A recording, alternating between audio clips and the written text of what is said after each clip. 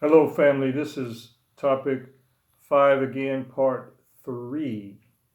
And we're talking about strength. I'm sorry, we're talking about being able to resist and being able to fight in the spirit of the fighter in the context of the Black African struggle. And I talked about a scripture that had to do with a king rising up in the land of Egypt that knew not Joseph, and how the people were put through a lot of tasks, and how the taskmasters increased the hardships on the people to where they begin to grieve and cry and mourn. And so I bring that scripture out because there were certain things that shape people in those kind of environments. And I'm sure that even though the information is not here in the uh, scriptures, maybe you can find it in another book. There's another book out there called Jasher, the book of Jasher. Some people say it's not part of the 66 books of the Bible, but it has a lot more detailed information about what was going on in those times during Moses and Joseph. And so you can go through those stories and see kind of how people were dealing with each other and some of the hardships that the children of Israel went through. We could probably identify with that because of our sojourn in North America as slave descendants, or our sojourn in the continent of Africa as colonized people. We begin to either we stay loyal to our values and our customs, or we abandon them for the sake of survival. And so what happens is you're challenged with the temptation to sell out, to give in, and to make things better because you want to sit under the shaded tree instead of working out in the scorching sun of the field. You'd rather sit in the house of the taskmasters than to go out and be with your brothers. Now, we talked about the character of Moses and how he showed strength of character and his attitude towards his people. That is the idea when you're in those kind of situations. But he was in the house, he wasn't a slave, but his heart was turned toward his people. And he tried to alleviate some of those hardships from them when he ran into a couple of brothers fighting each other. He tried to break it up, and sometimes they turn on you. So we want to talk about those weaknesses in our character that cause us not to be able to battle. In order to battle, you've got to have a strong, brave heart. And if you're scared, you're going to show these kind of characters that I'm getting ready to bring up. And I'm bringing these, I said in the previous, in part 2, that I don't mean to be offensive when I bring some of these terms up, but it's not personal. It's just it's for a teaching. It's just a teachable moment. And I can use these as examples. Back in the slave times when we were in the plantation, some people had to try to survive in order to keep from getting beat, keep from getting killed, and keep from getting disciplined and whatever the taskmasters put on them. So they become a kind of person that they make the overseers feel comfortable with, like being a snitch by telling on everybody when they're trying to escape. And one thing we want to understand is in the context of slavery or colonization, some people think that they're doing a good deed by brutalizing you and putting you in the position because they think that this is going to make you a better person. But it says we suffer when a man brings us into bondage, when a man smites us on the face, when a man takes of us. You suffer. So you're still going to suffer.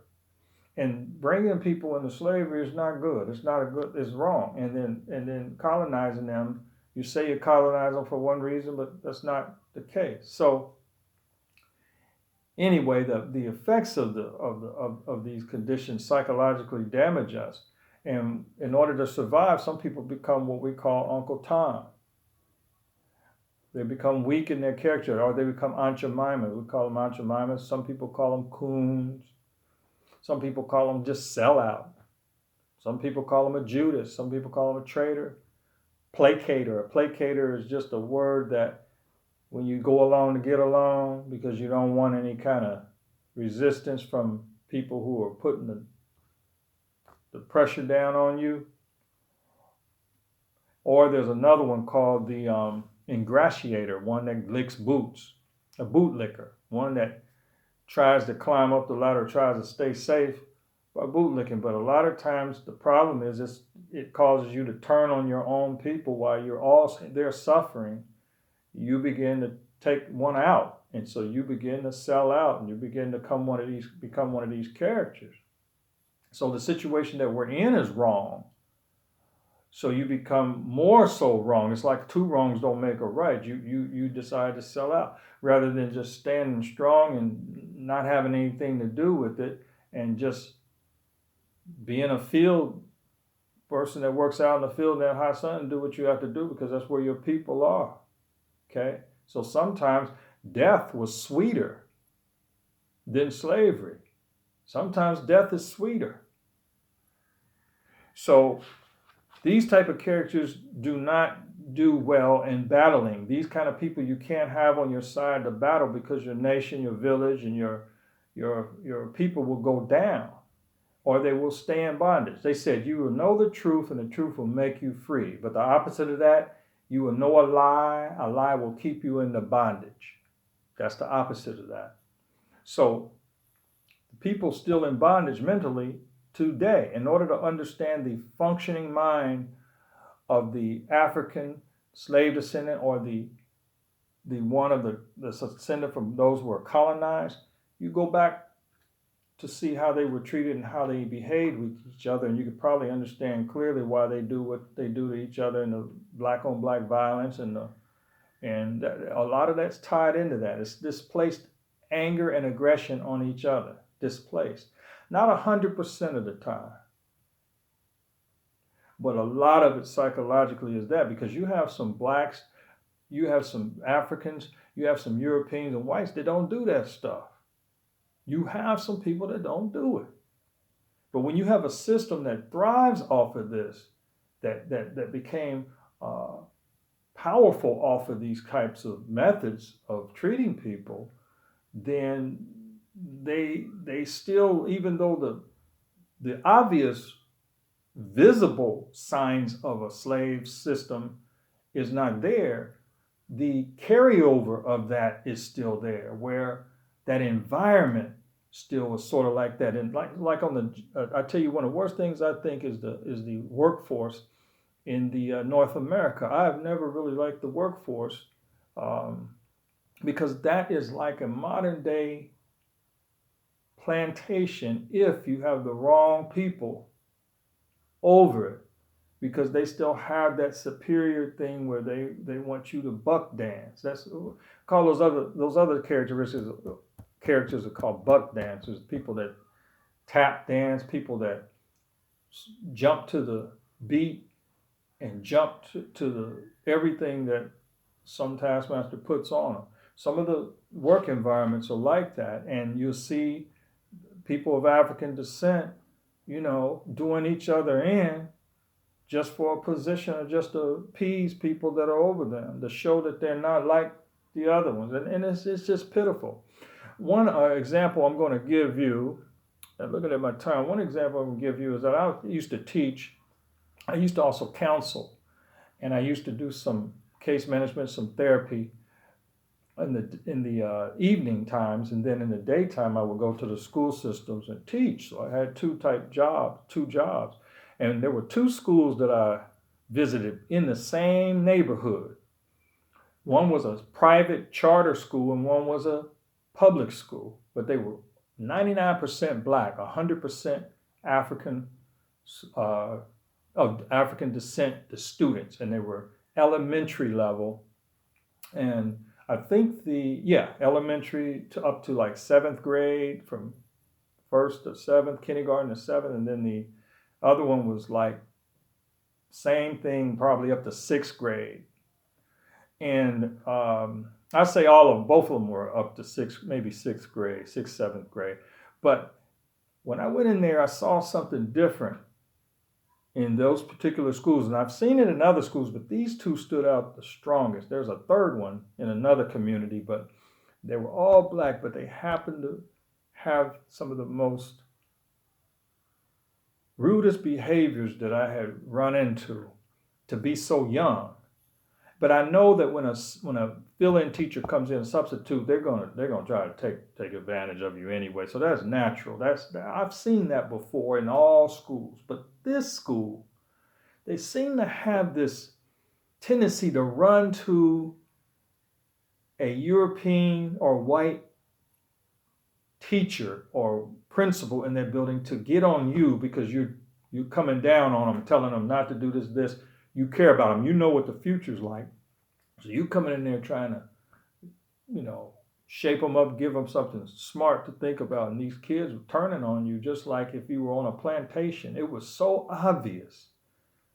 And then they wouldn't listen to you. But then when the European walks in, they all are good children, all angels, and they show allegiance to that. It's something that bugs me. And there was another instructor that told me the same thing. And we see these kids starting off. Remember I said that they did the experiment where they picked the white doll over the black one because they felt the black one was worse, the black one was ugly, the black one was less intelligent. Well, this still goes on today. And so when I see young children make my job harder like that, and I'm trying to wake them up, I realize that they're already beginning to shape them just like a plantation. Already doing that. Certain people that are doing things like this to our kids, and that should not be. You should respect elders when they come in, period. But we know kids are going to test you. Now, maybe with time I could have won some of those, but just the way that they were going and getting people who were in another race to get and to discipline me because I'm telling them what the right things to do. And I assumed that they were telling them the right things to do, but why do they cater like that? Why do they do that 99 to 100% African children? So when I see these, I look at self-hate. I know that my background is in psychology. I saw right through it. I don't have to really guess. I know because I see it on the jobs.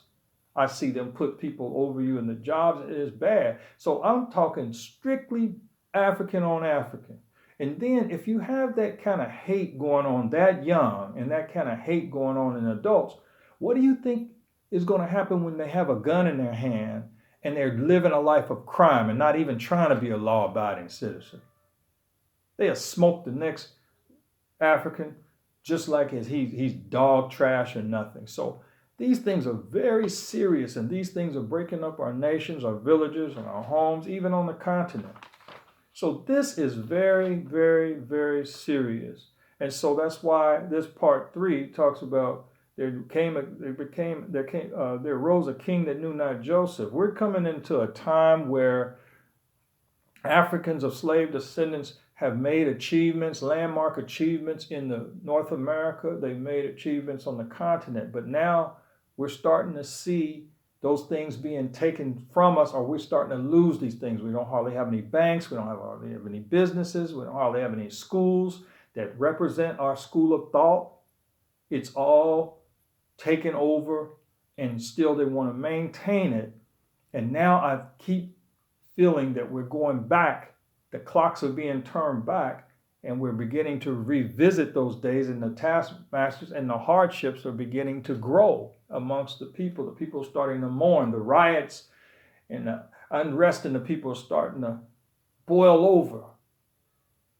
And so with this type of thing happening, you go back to your history, you know what happened. We all have to look at each other and say, never again, never again. So this is the warning to us. We have to be able to be more independent as time passes, so that if the economic carpet is pulled out from under a nation, we can survive. We're not dependent on other people to sustain us. We have to be increasingly independent. Not because we're racist or anything, it's because we have to survive. Now, I'm going to conclude here. I hope I drove that message here. If I feel I need to come into part 4, I'll talk about it a little bit deeper. but I think I hit on it enough to wake you up. And I want to close here and say, man, know thyself, self-love, self-knowledge, and love of our God, which is shown and demonstrated through the love of our fellow man by treating them right, teaching them right, and doing them right. And we will come out of this. That's our only way out. Peace.